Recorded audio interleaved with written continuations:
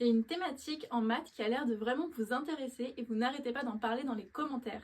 C'est les notions d'implication et d'équivalence. Alors ça tombe bien parce que moi j'adore les démonstrations et en particulier les démonstrations d'équivalence ou d'implication.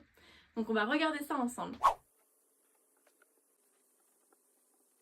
On va ensemble démontrer cette équivalence. Pour rappel, une équivalence, c'est une double implication. Ça veut dire quoi une double implication? Ça veut dire que cette propriété vraie implique que cette propriété est vraie. Et cette propriété vraie implique que cette propriété est vraie.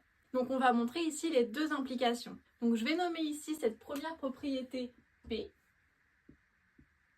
et cette deuxième propriété Q.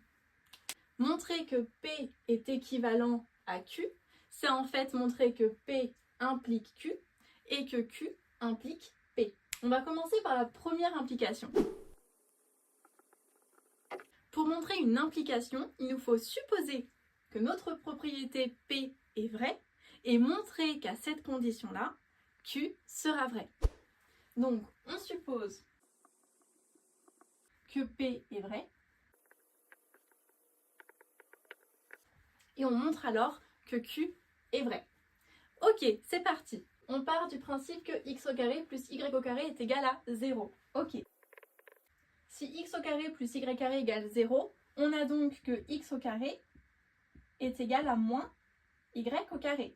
On sait qu'un carré est toujours positif ou nul.